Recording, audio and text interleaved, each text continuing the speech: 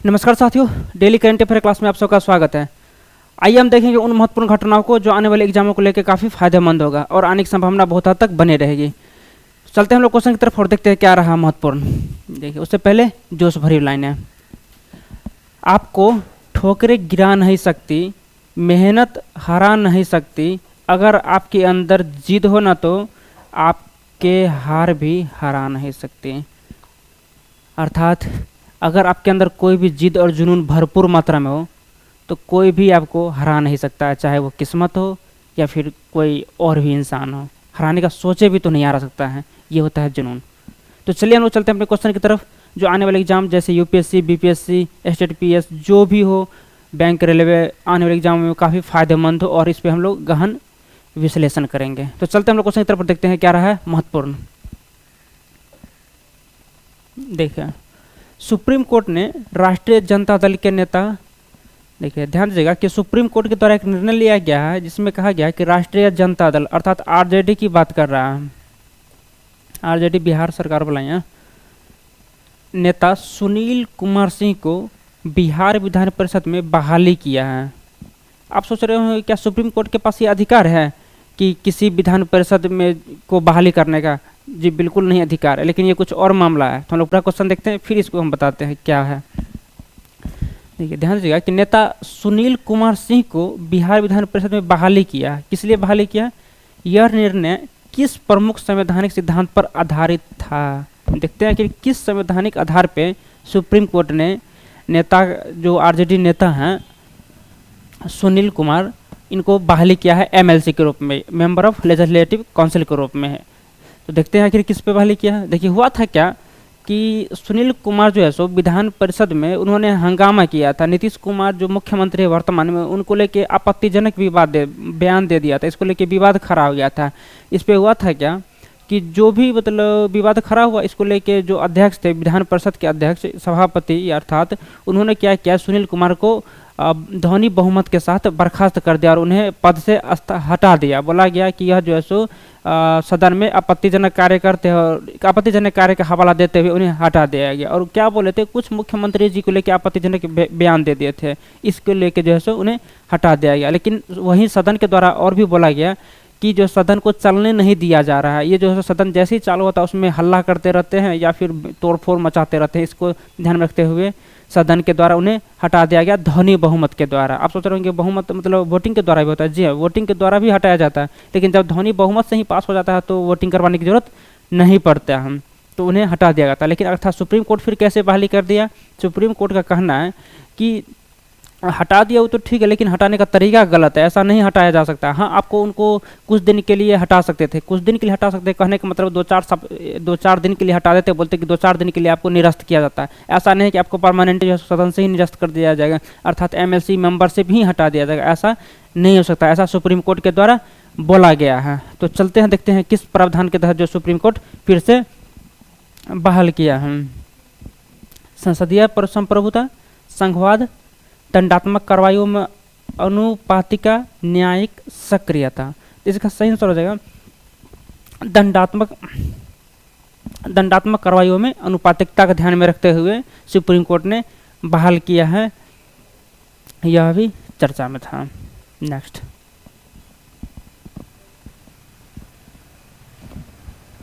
People's Union for Civil Liberties अर्थात PUCL मामले में सुप्रीम कोर्ट ने पुलिस मुठभेड़ों की स्वतंत्रता जांच की है। आवश्यकता बताएं, इस निर्णय का प्रमुख कारण क्या था? क्वेश्चन तो शायद समझ गए होंगे, नहीं समझे हैं तो फिर से चलिए समझा देते हैं। एक्चुअली हुआ क्या कि People's Union for Civil Liberties अर्थात पीयूसीएल, पहले पीयूसीएल क्या हम लोग थोड़ा सा आपको बताते हैं। पीयूसीएल जो है सो भारत का सबसे बड़ा मानवाधिकार संगठन में से एक है। इसकी स्थापना की बात किया जाए तो 1976 में जेपी आंदोलन अर्थात जयप्रकाश नारायण जी के द्वारा हुआ था 1976 में। आशा करते हैं आप पीयूसीएल समझ गए होंगे कि यह एक संस्थान है जो भारत के सबसे बड़े संस्थानों में से एक माना जाता है। अब अगले स्लाइड पे चलते हैं। तो सुप्रीम कोर्ट ने पुलिस मुठभेड़ों की स्वतंत्रता जांच की आवश्यकता बताई है। पुलिस मुठभेड़ की पुलिस मुठभेड़ समझते हैं ना, जो पुलिस जो है सो जो भी मुठभेड़ होता है उसमें करते क्या, आप फिल्मी स्टाइल में आप देखे होंगे कि जाती है बंदूक लेकर ठाई ठाई कर देती है। या फिर देखे होंगे उत्तर प्रदेश में भी एक मामला आया था जिसमें पता चला था कि बोला जाता है कि गाड़ी पलट गया या फिर भागने के चक्कर में उसे मार दिया जाता है, ऐसा बोला जाता है। इसे पुलिस मुठभेड़ बोला जाता है। ये अभी चर्चा में क्यों आया? ये असम सरकार के द्वारा चर्चा में, हम अभी इस पर चर्चा करेंगे कि आखिर असम सरकार ऐसा क्या प्रावधान लाया जिसके तहत अभी हाल ही में विवादों में आ गया। और साथ ही इससे पहले महाराष्ट्र में देखा गया था कि कैसे जो है सो मुठभेड़ के द्वारा पुलिस जो है सो मानवाधिकार का उल्लंघन करती है। ये मानवाधिकार को लेके सुप्रीम कोर्ट में चला गया। सो मानवाधिकार का कहना है कि ये आर्टिकल 21 का जो है सो उल्लंघन है। आर्टिकल 21 अर्थात जीवन जीने का जो अधिकार होता है उसका उल्लंघन बताया जाता है। तो हम लोग इस पर देखेंगे। और क्या महाराष्ट्र सरकार में देखा गया था, इस महाराष्ट्र सरकार में जो निर्णय लिया था उसको पलट दिया गया है। सुप्रीम कोर्ट में फिर निर्णय अभी चला गया है कि आखिर इसको क्या किया जाए। और वहीं उत्तर प्रदेश में तो पहले यह घटना हो ही चुका है। तो हम लोग इस क्वेश्चन पे देखते हैं और क्या रहा है खास। पुलिस मुठभेड़ की स्वतंत्रता जांच की आवश्यकता बताई गई है। ठीक है, इस निर्णय का प्रमुख कारण क्या था? देखते हैं कि ये मानवाधिकार, देखिए मानवाधिकार के उल्लंघन की बात किया जाती है आर्टिकल 21 की बात किया जाए तो उसमें शामिल है मानवाधिकार उल्लंघन को लेकर। इसी को लेकर भी चर्चा में हम देखते हैं क्या रहा है। पुलिस शक्ति के राजनीतिक दुरुपयोग को रोकना, ऐसा नहीं है। इसका मतलब इस निर्णय का प्रमुख कारण की बात कर रहा है, तो राजनीतिक शक्ति का दुरुपयोग इससे कोई मतलब नहीं। हम कानून के शासन और मानवाधिकारों की रक्षा करना, ये बिल्कुल सही बात है। हमने आपको जस्ट बताया है कि ये मानवाधिकार को लेकर यह कानून अभी हाल ही में चर्चा में आया है। तो इसका सही आंसर हो जाएगा ऑप्शन बी, कानून के शासन और मानवाधिकारों की रक्षा करना। वही असम सरकार 21-22 में अगर बात करें तो 171 पुलिस मुठभेड़ देखा गया था। 171 बहुत बड़ा होता है असम सरकार के द्वारा, असम में ही खासकर। तो इसको लेकर जैसे सुप्रीम कोर्ट में मामला गया है, कोई खास निर्णय होगा तो हम लोग इस पर जरूर और विश्लेषण लेके आएंगे। चलते हम लोग अगले क्वेश्चन की तरफ और देखते हैं क्या रहा खास। दिल्ली में भाजपा की चुनावी जीत के बाद आपको पता होगा कि दिल्ली में अब बीजेपी का सरकार आ गया है। जो अभी नया मुख्यमंत्री बनाया गया है दिल्ली के द्वारा आतिशी सिंह के बाद रेखा गुप्ता को। तो हम देखते हैं आखिर क्या है। यमुना नदी की सफाई पर सुप्रीम कोर्ट की टिप्पणियां किस प्रमुख पर्यावरणीय शासन पहलू को उजागर करता है? देखिए दिल्ली में यमुना को लेकर बहुत बड़ा टिप्पणी हुआ था। आप लोगों को तो पता ही होगा कि आखिर यमुना जो है सो राजनीति हो या फिर पर्यावरण की दृष्टि से ये काफ़ी सुर्खियों में आ गया था कि यमुना प्रदूषण है, हम यमुना बहुत ज़्यादा प्रदूषित है, झाग का फोटो दिखते रहता था। खैर हम लोग उस पर चर्चा नहीं करेंगे, हम लोग देखते हैं आखिर क्वेश्चन पे क्या यमुना को लेके बोला जा रहा है। दिल्ली में भाजपा के चुनावी जीत के बाद यमुना नदी की सफाई पर आप देखें कि यमुना नदी की सफाई चालू हो गया है। कोर्ट की टिप्पणियां किस प्रमुख पर्यावरणीय शासन पहलू का उजागर करते हैं? आखिर किस पर्यावरणीय का हवाला देते हुए सुप्रीम कोर्ट जो है सो आखिर बात करती है? तो हम लोग देखते हैं हम राजनीतिक इच्छा शक्ति और प्रशासनिक दक्षता। ये बिल्कुल सही बात है। आखिर अभी हाल ही चुनाव इसी के बदौलत तो जीता गया कि राजनीति मतलब राजनीति इन्वॉल्व होते ही तो पर्यावरण को ध्यान रखते हुए चुनाव जीता गया कि आखिर यमुना नदी कैसे गंदगी है। पर्यावरण नीति निर्धारण में न्यायपालिका की भूमिका ऐसा तो नहीं है। जल प्रबंधन में संघ राज्य का संबंध ऐसा भी नहीं है।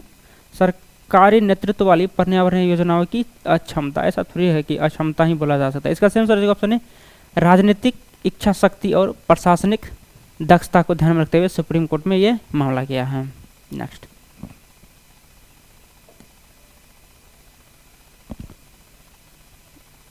सॉफ्टवेयर फ्रीडम लॉ सेंटर के अनुसार भारत में बार बार इंटरनेट बंदी का मुख्य मुद्दा क्या है? आप सोच रहे हो कि बार बार इंटरनेट बंद होने का मुद्दा है क्या? बार बार इंटरनेट बंद होता है क्या? जी ऐसा बहुत बार देखने को आप सुने होंगे। पहले जम्मू कश्मीर में जब भी पत्थरबाजी होता था तो इंटरनेट बंद कर दिया जाता है। आप उससे भी और भी सुने होंगे कि दिल्ली में जब किसान आंदोलन जब चालू हुआ था तो उस समय पूरा दिल्ली में इंटरनेट बंद कर दिया गया था।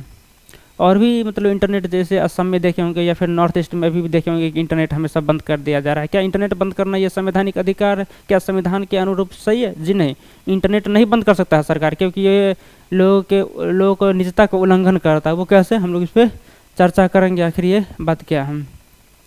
इंटरनेट बंद, देखिए इंटरनेट शटडाउन का अनुच्छेद अगर बात करें तो 19(1)(a) में बोला जाता है कि किसी के स्वायत्तता को जो है सो आप उल्लंघन नहीं कर सकते हैं, किसी के मौलिक अधिकार का उल्लंघन नहीं कर सकते हैं।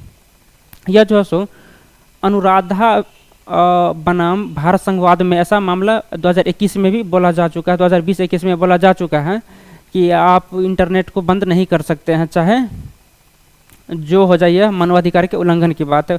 आर्टिकल 19(1)(a) के तहत हवाला दिया गया था। यह बहुत इंपॉर्टेंट हो जाता है, ये बात याद रखिएगा कि अनुच्छेद की बात किया जाए, आर्टिकल की बात किया जाए तो 19(1)(a) में बोला गया है कि आप इंटरनेट बंद नहीं कर सकते। ये मानवाधिकार अर्थात स्वतंत्रता का उल्लंघन बोला जाता है।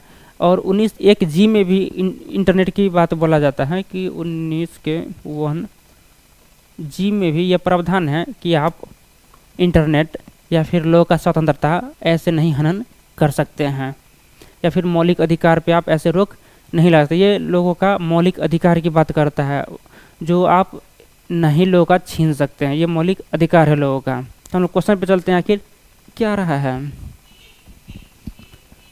देखिए, SFLC के अनुसार भारत में बार-बार इंटरनेट बंदी का मुख्य मुद्दा क्या है। आइए देखते हैं मुख्य मुद्दा क्या रहा है। ऑनलाइन लेन देन में रुकावट से आर्थिक नुकसान। ऐसा नहीं, ऑनलाइन लेन देन में आर्थिक नुकसान तो जरूर होता है कि लोग का पेमेंट इधर उधर होता है, लेकिन ये मुख्य मुद्दा नहीं है, इसको लेकर भी चर्चा में नहीं आया है। अभिव्यक्ति की स्वतंत्रता और सूचना तक पहुंच का उल्लंघन, ये बिल्कुल सही बात है। अभिव्यक्ति की स्वतंत्रता और सूचना तक पहुंच का उल्लंघन करता है। कौन सा आर्टिकल? तो हमने अभी जस्ट ये 2 आर्टिकल का चर्चा किया है। ये आर्टिकल के तहत, यानी ये का मतलब 19(1)(a) और 19(1)(g) के तहत आप व्यक्तिगत स्वतंत्रता और सूचना तक पहुंच का उल्लंघन नहीं कर सकते, ऐसा सुप्रीम कोर्ट के द्वारा बोला गया है। ये ऑप्शन बी सही हो जाएगा। नेक्स्ट,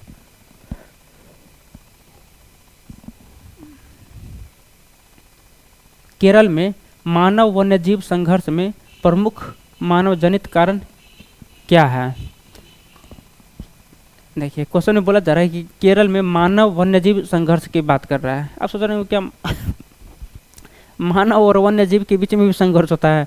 बिल्कुल होता है। वो कैसे होता है आइए हम बताते हैं। एक्चुअली होता क्या है कि मानव के द्वारा अतिक्रमण कर दिया जाता है जंगलों में। आप सोच रहे होंगे जंगल में भी अतिक्रमण होता है? जी, आप पुष्पा मूवी देखे होंगे या फिर कोई और मूवी देखे, या फिर आप नॉर्मली समझिए कोई भी स्टेट हो, किसी राज्य के विकास करना होता है, उससे इंफ्रास्ट्रक्चर बनाना होता है, चाहे रोडवेज गुजारना हो या फिर एयरपोर्ट हो, रेलवे हो, कुछ भी। तो उसके लिए जब जंगल से निकालेंगे तो जंगल से निकाले तो जंगल की कटाई चालू होगा। जंगल की कटाई के साथ साथ जो है तो मान लीजिए किसी भूखंड इस क्षेत्र में जंगल था और इससे बीचों बीच आप रोड निकाल दें या रेलवे निकाल दिए, तब तो ये तो जंगल तो 2 भाग में विभाजित हो गया। और हाथी हो या फिर कोई अन्य चीता, बाघ, शेर, कोई अन्य जानवर हो, वो तो उसको तो यहाँ से यहाँ तक टहलने का आदत था, लेकिन बेचारा यहीं तक आके अटक जाएगा और यहीं से यहीं तक लौट जाएगा। मान लीजिए कि रोड पकड़ा गया तो मानव हाथी संघर्ष तो बनता है।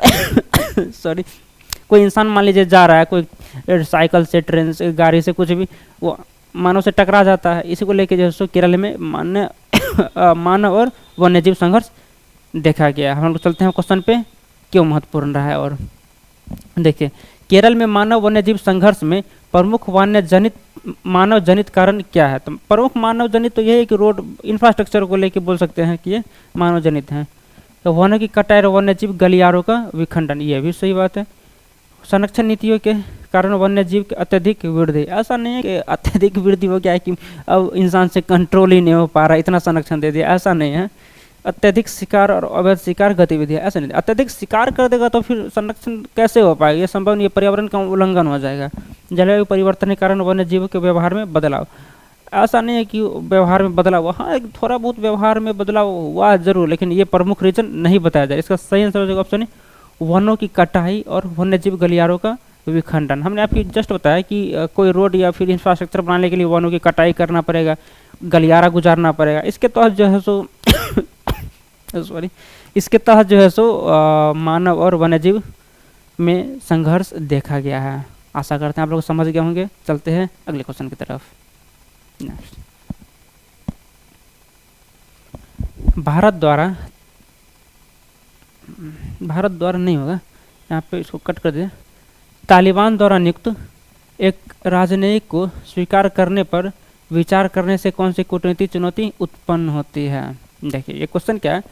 आपको पता होगा कि अफगानिस्तान में अब तालिबानी सरकार है। आप सोच रहे होंगे तालिबानी सरकार क्या होता है? तालिबानी वही आतंकवादी सरकार जिसको कि यूएन आतंकवादी का दर्जा दे रखा है। भारत आतंकवादी का दर्जा नहीं दे रखा है। भारत तो कहता है कि भाई सरकार, लेकिन भारत यूएन को फॉलो करता है, यूएन की बातों को मानता है कि यूएन जो करते हैं हम लोग ठीक है मान लेते हैं। यूएन का कहना है कि ये जो है सो आतंकवादी संगठन है, तो भारत सरकार भी मानता है। लेकिन वो क्या रहा है कि अभी तालिबान जो है सो सत्ता में है, अर्थात अफगानिस्तान का सरकार वही चला रही है, तालिबान ही चला रही है, और वही संसद पे बैठे हुए रहते हैं।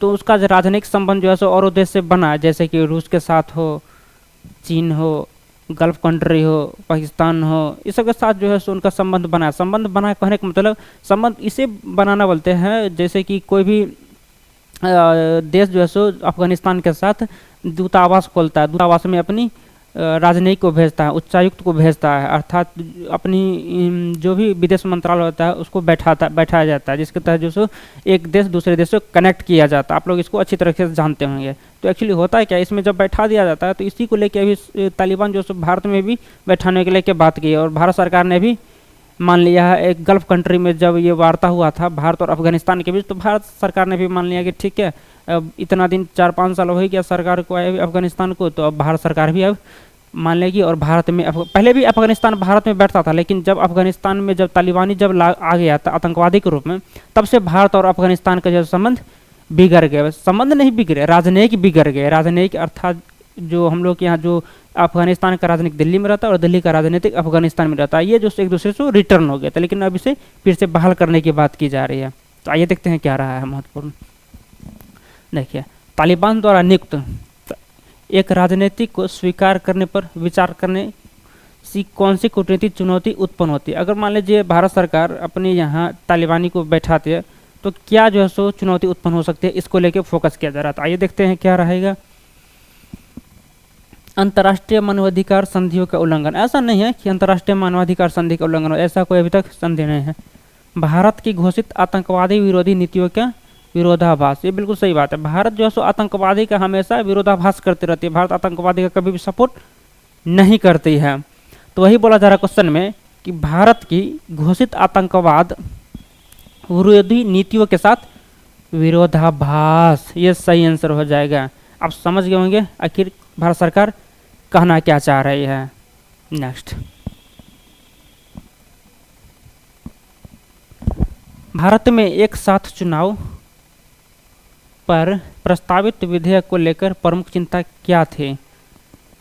देखिए, भारत में वन नेशन वन इलेक्शन को लेकर काफ़ी अभी चर्चा में रहता है।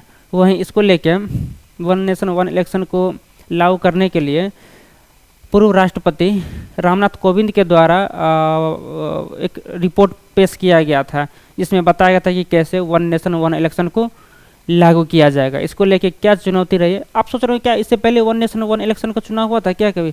बिल्कुल, पहले जब 1950 के आसपास में वन नेशन वन इलेक्शन अर्थात एक ही चुनाव हुआ करता था, चाहे स्टेट गवर्नमेंट हो सेंट्रल गवर्नमेंट। लेकिन धीरे धीरे कुछ दिनों के बाद 15-20 साल होते होते धीरे धीरे अलग अलग हो गया, और के बाद तो अलग अलग राज्य का अलग अलग चुनाव होने लगा, सेंट्रल गवर्नमेंट का अलग चुनाव होने लगा। लेकिन भारत सरकार अब चाहती है कि वन नेशन वन इलेक्शन अर्थात एक साथ हो। इससे फ़ायदा क्या होगा? इससे यह फ़ायदा होगा कि भारत सरकार का पैसा बचेगी, स्टेट गवर्नमेंट का पैसा बचेगी, जो हमेशा चुनाव में व्यतीत होता है वो नहीं होगा। साथ ही जो लोग चुनाव प्रचार करने में व्यस्त, नेता लोग व्यस्त रहते हैं, मंत्री लोग व्यस्त रहते हैं, वो व्यस्तता कम जाएगा, और लोग जो है सो डेवलपमेंट पे फोकस करेंगे, और उस खर्चा का उपयोग डेवलपमेंट पे किया जाएगा। सरकार का ये मुख्य फोकस रहेगा। तो चलते हम लोग देखते हैं क्वेश्चन पे और क्या रहा है खास। देखिए, विधेयक को लेकर प्रमुख चिंता क्या थी। चिंता की बात किया जा रहा है, तो आइए देखते हैं कौन सी चिंता रहा। यह चुनाव मतदान भागीदारी को कम कर सकता है। ऐसा थोड़ी है, चुनाव मतदान भागीदारी को कम नहीं कर सकता और बढ़ा सकता। आप सोच रहे हैं बढ़ा कर सकता है जी। अब मान लीजिए कोई मान लीजिए दिल्ली में रहता है और मतलब दिल्ली का इंसान है और कहीं जॉब करता है, मान लीजिए तमिलनाडु या चेन्नई कहीं भी जॉब करता है, दिल्ली में चुनाव है, मान लीजिए दिल्ली में चुनाव है, विधानसभा चुनाव में आ गया, फिर वो जॉब में चला गया, फिर लोकसभा का चुनाव उसमें आएगा, बार बार वो चुनाव में ही आया करेगा, तो ऐसे थोड़ी होगा। लेकिन एक बार चुनाव होगा तो एक बार आराम से छुट्टी मिलेगा, एक बार में दोनों चुनाव को वो एक्सेप्ट कर लेगा।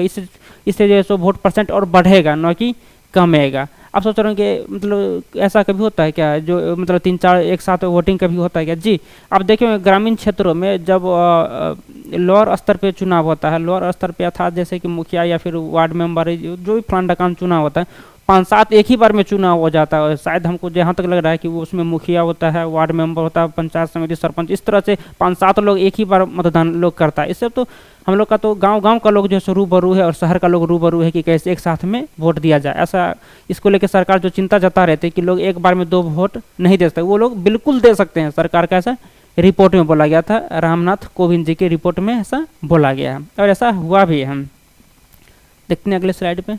यह राज्य सरकारों की स्वायत्तता को कमजोर कर सकता है। ये ऐसा बिल्कुल सही बात है, ऐसा माना जा रहा है कि राज्य सरकार की स्वायत्तता को कमजोर कर सकता है। ऐसा क्यों, ऐसा पता नहीं ऐसा क्यों बोला गया, लेकिन इस पर जल्द ही रिपोर्ट आएगा तो हम लोग चर्चा करेंगे कि राज्य सरकार आखिर इसको लेकर क्या स्वायत्तता कमजोर होगा।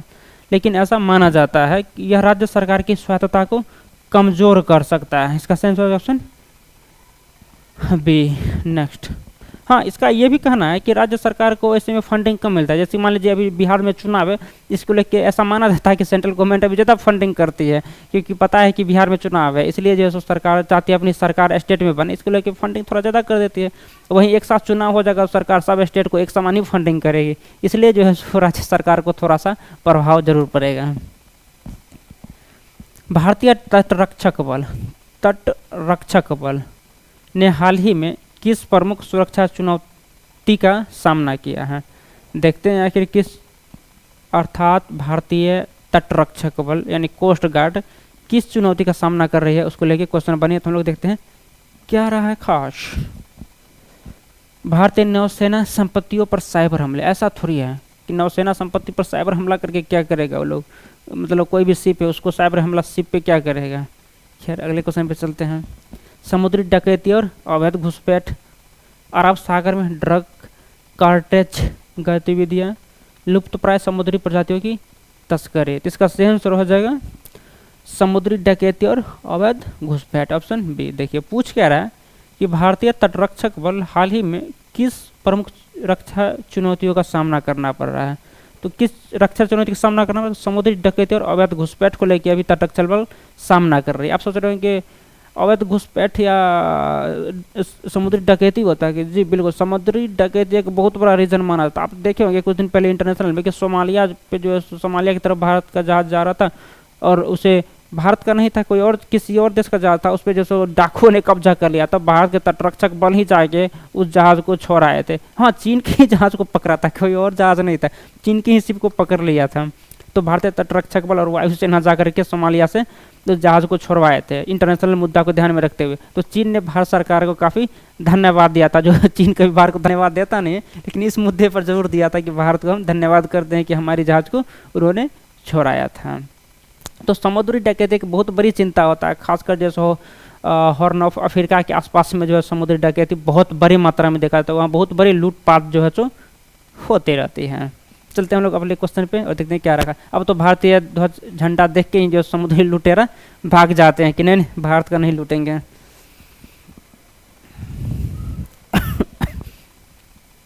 भारत के रक्षा रणनीति में युद्धपोत तमल की कमीशनिंग क्यों महत्वपूर्ण है? भारत देखिए पूछ क्या रहा है कि भारत के रक्षा रणनीति में युद्धपोत, देखिए रक्षा रणनीति में युद्धपोत आए तो और जितना युद्धपोत आए और अच्छा बात है, जितना युद्धपोत हो या फिर जो भी इंस्ट्रूमेंट हो, जो भी रक्षा संबंधित सामग्री आए उतना तो रक्षा क्षेत्र के लिए तो महत्वपूर्ण ही है। चाहे एयरफोर्स के लिए जितना फाइटर मिल जाए या फिर थल सेना वालों के लिए जितना कार्टेज गन मिल जाए या फिर जो भी मतलब गोला दागने वाला होता है वो सब मिल जाए तो और अच्छी बात है। या फिर तटरक्षक बल को पनडुब्बी मिल जाए, नौसेना को पनडुब्बी मिल जाए, जितना पनडुब्बी मिले बढ़िया बात है। तो हम लोग खैर इस क्वेश्चन पे चलते और देखते हैं किसके लिए महत्वपूर्ण रहा है। तो भारत के रक्षा रणनीति में युद्धपोत की और तमल की कमीशनिंग क्यों महत्वपूर्ण है, देखते हैं आखिर क्यों महत्वपूर्ण रहा है। यह भारत की आयातित युद्धपोतों पर निर्भरता समाप्त करता है। ये समाप्त नहीं कम जरूर करता है, ये बिल्कुल सही हो जाएगा। यह भारत का पहला परमाणु संचालित नौसैनिक पोत, ऐसा नहीं, भारत का पहला परमाणु संचालित अगर नौसैनिक युद्धपोत की अगर देखिएगा तो वो INS अरिहंत है। बिल्कुल वो INS अरिहंत भारत की पहला जो है संचालित परमाणु संचालित की बात करें तो ये बिल्कुल भी नहीं होगा। यह भारत द्वारा निर्मित सबसे बड़ा स्टील्थ पोत है। ऐसा नहीं है कि सबसे बड़ा स्टील्थ पोत है, अभी तक भारत के पास स्टील्थ पोत है कहाँ। यह दक्षिण चीन सागर में भारत की उपस्थिति को मजबूत करता है। ऐसा नहीं, भारत दक्षिण चीन सागर में कोई अपनी उपस्थिति दर्ज करना भी नहीं चाहती, काहे दर्ज करेगी। हम लोग हिंद महाप्रशांत क्षेत्र में अपना उपस्थिति को रखते हैं।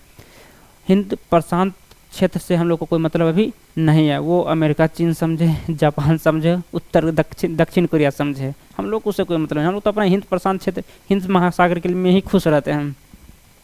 तो इसका सही आंसर हो जाएगा ऑप्शन ए।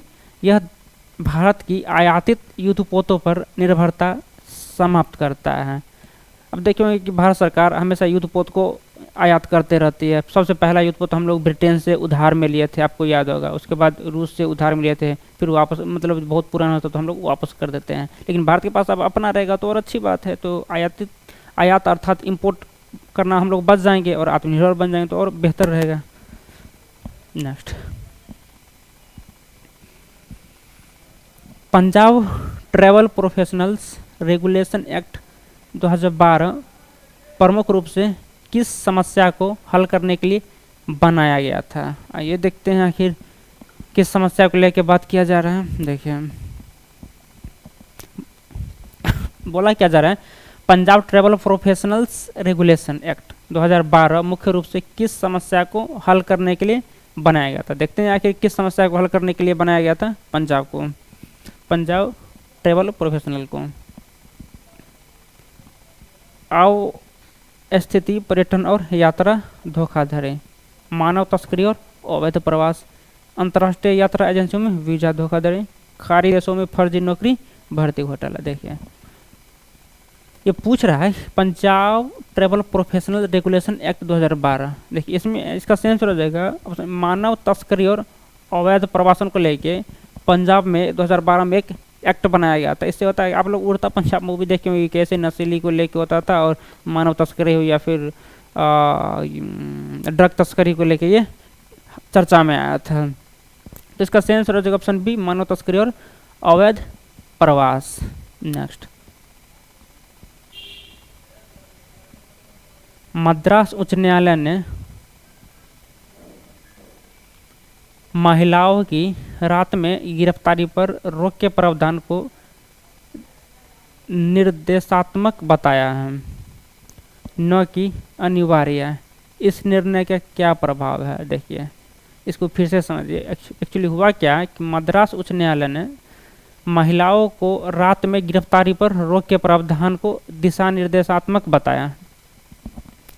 क्या महिलाओं को रात में गिरफ्तार नहीं किया जा सकता है?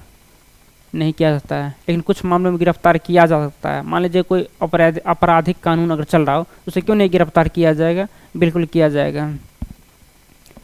न कि अनिवार्य, इस निर्णय का क्या प्रभाव रहा? तो इसको लेके क्या प्रभाव रहा ये हम लोग देखते हैं, फिर इस पर हम लोग चर्चा करते हैं आखिर क्या रहा है। पुलिस अधिकारी असाधारण परिस्थिति में रात में महिलाओं को गिरफ्तार कर सकते हैं। बिल्कुल देखिए असाधारण परिस्थिति हो, असाधारण परिस्थिति का मतलब समझते हैं जो बहुत बड़ा कांड हो गया हो। बहुत बड़ा कांड मतलब मान लीजिए कहीं डकैती करते हुए पकड़ा गया या फिर किसी को मर्डर करते हुए पकड़ा देगी तो पुलिस क्यों नहीं पकड़ेगी? हाँ, अगर साधारण छोटा मोटा कांड हो तो पुलिस उसे नहीं पकड़ सकती, ऐसा मद्रास हाईकोर्ट के द्वारा बोला गया है। क्योंकि बहुत बड़ा कांड होगा तो फिर नहीं पकड़िएगा तो फिर वो और भी कांड कर सकते हैं या फिर और भी जो है सो मतलब परेशान करने वाली कुछ कार्य कर सकते हैं, इसलिए उसे पकड़ना बहुत ज़रूरी हो जाता है। इसका सही ऑप्शन है पुलिस अधिकारी असाधारण परिस्थिति में रात में महिलाओं को गिरफ्तार कर सकते हैं। यह प्रावधान असंवैधानिक और इसे निरस्त किया जाना चाहिए। ऐसा थोड़ी है ये असंवैधानिक है, क्यों नहीं पकड़ेगी? ये बिल्कुल संवैधानिक रूल है।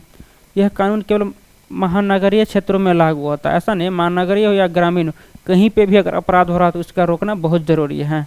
यदि किसी महिला को रात में बिना न्यायिक स्वीकृति के गिरफ्तार किया जाता है तो उसे रिहा करना होगा, ऐसा थोड़ी है। तो इसका सही ऑप्शन है पुलिस अधिकारी असाधारण। ध्यान रखिएगा ये असाधारण की बात कर रहे हैं, यानी जो बहुत बड़ा कांड है, जो छोटा मोटा कांड उसके लिए क्या आप महिलाओं को रात में तंग बिल्कुल नहीं कर सकते हैं। परिस्थिति में रात में महिलाओं को गिरफ्तार कर सकते हैं। नेक्स्ट, राष्ट्रीय सांख्यिकी कार्यालय NSO की रिपोर्ट के अनुसार महिलाओं की पेड एम्प्लॉयमेंट यानी वेतन भोगी रोजगार में वृद्धि किस सामाजिक प्रवृत्ति से जुड़ी है। देखिए क्वेश्चन का कहने का अर्थ है कि राष्ट्रीय सांख्यिकी कार्यालय NSO की रिपोर्ट जो जारी किया जाता है, इसमें कहा गया है कि महिलाओं की पेड एम्प्लॉयमेंट अर्थात जो पेमेंट लेके काम करती है यानी वेतन भोगी जो रोजगार है में वृद्धि किस सामाजिक प्रवृत्ति से जुड़ी है। यानी जो वृद्धि देखी गई है NSO के द्वारा बोला गया कि महिलाओं में जो पेमेंट लेके कार्य करते हैं, अर्थात पहले क्या बिना पेमेंट के कार्य करते थे। जी बिल्कुल, महिला का पेमेंट पहले बहुत कम था मतलब पुरुषों की अपेक्षा कम था, ऐसा नहीं कि बहुत कम था, पुरुषों की अपेक्षा कम महिलाओं को हमेशा पेमेंट के लिए माना जाता था। ऐसा माना जाता था कि पुरुष की अपेक्षा महिलाएं कम कार्य करते, जबकि भारत सरकार समान बोलती है कि पुरुष और महिला समान हो, समान पेमेंट मिलना चाहिए। खैर हम लोग इस क्वेश्चन पे देखते हैं कि NSO ने क्या ऐसा बोला है कि सुर्खियों में आया है। अवैतनिक घरेलू श्रम में कमी, प्रजनन दर में गिरावट, महिलाओं के रोजगार कार्यालयों पर सरकारी खर्च में वृद्धि, उच्च शिक्षा में महिलाओं का अधिक नामांकन। देखिए इसका सही आंसर हो जाएगा ऑप्शन है अवैतनिक घरेलू श्रम में कमी। आप सोच रहे हैं क्या बिना अवैतनिक का मतलब होता है कि बिना पेमेंट का, अर्थात बिना वेतन का। बिना वेतन का पहले घर में महिलाएं काम करती थी कि बिल्कुल ऐसा हम नहीं, ऐसा NSO द्वारा बोला गया कि पहले अधिकतर महिलाएं बिना पेमेंट अर्थात बिना वेतन का घर में कार्य में लगी हुई रहती थी, लेकिन अब वो पेमेंट ले के कार्य करती है, अर्थात अब वह वेतन वाले काम वाली बन गई है। यह NSO के द्वारा रिपोर्ट में बोला गया है। तो इसका सही आंसर हो जाएगा ऑप्शन ए अवैतनिक घरेलू श्रम में कमी देखा गया है। कमी देखा गया है इसका मतलब है कि अब वो वेतन लेके काम कर रही है, अर्थात वो अब वेतन भोगी हो चुके हैं। यह सांख्यिकी मंत्रालय द्वारा बोला गया है। नेक्स्ट, हाल ही में प्रकाशित एक संपादकीय के अनुसार AI के पर्यावरणीय प्रभाव को कम करने के लिए सबसे प्रभावी उपाय क्या है। देखिए क्वेश्चन को फिर से समझिए, आखिर कहना क्या है। क्वेश्चन में कहा जा रहा है कि AI के पर्यावरणीय प्रभाव को कम करने के लिए सबसे प्रभावी उपाय क्या है। आप सोच रहे होंगे AI के द्वारा भी पर्यावरणीय के प्रभाव को कम किया जा सकता है क्या। बिल्कुल, आप सोच रहे हैं कि ऐसा क्या है, बिल्कुल बताते हैं। एक्चुअली होता क्या है, मान लीजिए AI जो है किस बेसिस पे चलती है, प्रोसेसिंग बेसिस पे चलती है। जिसका प्रोसेसिंग जितना तगड़ा रहता है, जितना फास्ट रहता है, वो उतना ज़्यादा प्रोसेस करके वो उतना ज़्यादा परफेक्ट आंसर आपको जो है सो AI प्रोवाइड करती है। तो इसके लिए प्रोसेसर जो बनाया जाता है, प्रोसेसर हो या फिर और भी कंप्यूटर का या मोबाइल का टैबलेट का इंस्ट्रूमेंट जो बनाया जाता है, चाहे देखिए सेमीकंडक्टर हो या फिर या फिर और भी सारा जो इलेक्ट्रॉनिक्स आइटम आप देखते होंगे वो बनाया जा रहा है। तो इलेक्ट्रॉनिक्स कचरा तो ढेर सारा बढ़ रहा है, इसको तो पर्यावरण दूषित होता है, लेकिन इसको जो चिप बनाया जा रहा है या फिर जो भी प्रोसेसर बनाया है, इसको तो उत्पादन में भी तो प्रदूषण होता होगा। मान लीजिए कहीं से माइनिंग किया गया, फिर पोल्यूशन बढ़ा, फिर वो कचरा बनता है, तो पोल्यूशन ही पोल्यूशन है। तो फिर इसको बचाव का कोई उपाय है। बिल्कुल, AI के द्वारा बचाव किया जाए तो मान लीजिए किसी पार्टिकल जगह में आप पूरा प्लांट रख दिया, जैसे कि हमने आपको बताया था कि रिलायंस के द्वारा जो है सो एक बहुत बड़ा जो है सो क्लाउड बनाया जा रहा है। गूगल क्लाउड के बाद जो है सो जियो क्लाउड बनाया जा रहा है, उस पर जो सारा डेटा एकत्र कर दिया जाएगा।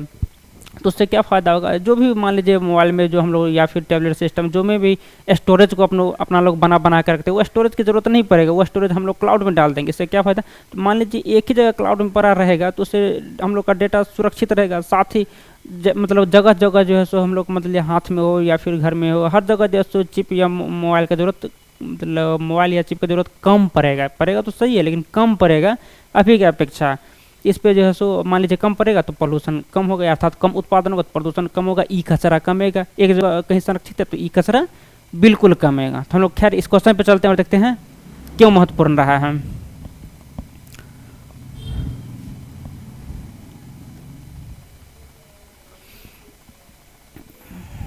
देखिए हाल ही में प्रकाशित एक संपादकीय के अनुसार, खैर ये कोई मतलब नहीं है। देखिए क्वेश्चन यहाँ से AI के पर्यावरणीय प्रभाव को कम करने के लिए सबसे प्रभावी उपाय क्या है। तो देखते हैं आखिर सबसे प्रभावी उपाय क्या रहा है। एआई आधारित मॉडल के विकास को प्रतिबंधित करना। ऐसा नहीं, एआई के मॉडल आधारित विकास को प्रतिबंधित कर दीजिएगा तो डेवलपमेंट ही रुक जाएगा, क्योंकि एआई तो अब इंफ्रास्ट्रक्चर बनाने या फिर एआई का उपयोग हर जगह बहुत धड़ल्ले से किया जा रहा है, ताकि जो है सो विकास और बढ़े न कि कम है। ऊर्जा कुशल हार्डवेयर और क्लाउड इंफ्रास्ट्रक्चर का उपयोग करना, ये बिल्कुल सही हो जाएगा। हमने अभी आपको जस्ट बताया कि क्लाउड इंफ्रास्ट्रक्चर को बढ़ाना एआई का मुख्य उद्देश्य हो जाएगा। तो ऑप्शन 20 का सही हो जाएगा, ऊर्जा कुशल हार्डवेयर और क्लाउड इंफ्रास्ट्रक्चर का उपयोग करना। नेक्स्ट, नई शिक्षा नीति 2020 में 3 भाषा सूत्र यानी 3 लैंग्वेज फॉर्मूला का तमिलनाडु में विरोध क्यों हुआ। आइए देखते हैं कि तमिलनाडु सरकार जो है सो नई शिक्षा नीति 2020 का विरोध क्यों कर रहे हैं। तमिलनाडु ही नहीं बल्कि 2-3 स्टेट साउथ का और है, जो केरला भी है, ये सब विरोध कर रहे हैं। आप सोच रहे हैं कि जो खासकर देखा गया, जो कांग्रेसी, जहां कांग्रेस का सरकार है वहां वहां विरोध को देखा गया। आप सोच रहे हैं कि शिक्षा नीति को क्यों विरोध किया जा रहा है। ऐसा बोला जा रहा है कि सरकार के द्वारा, तमिलनाडु सरकार के द्वारा, कि जो है जबरदस्ती हिंदी शिक्षा को लागू किया जा रहा है, लेकिन सॉरी, ऐसा कुछ भी नहीं है। न्यू शिक्षा पॉलिसी में ऐसा कहीं नहीं है कि आपको हिंदी संस्कृत को लागू करना है। उसमें सिर्फ बोला गया है हिंदी अगर लागू हो जाए तो अच्छी बात है, नहीं होता है तो कोई ज़रूरत नहीं है। आप जो भाषा में पढ़ाना चाहते हैं बच्चों को उस भाषा में पढ़ाइए, लेकिन कंडीशन है कि पढ़ाइए ज़रूर। हाँ, लेकिन इस बात पे ये जरूर बोला था गया था कि संस्कृत भाषा को संरक्षित अगर कर सकते हैं तो कीजिए, क्योंकि यह प्राचीन भाषा है, नहीं तो ये विलुप्त होने के डर है सरकार को। तो खैर हम लोग इस क्वेश्चन पे चलते हैं और देखते हैं क्यों रहा सुर्खियों में। देखिए क्वेश्चन बोला जा रहा है कि नई शिक्षा नीति में 3 भाषा सूत्र का तमिलनाडु में विरोध क्यों हुआ है। देखते हैं क्यों विरोध हुआ।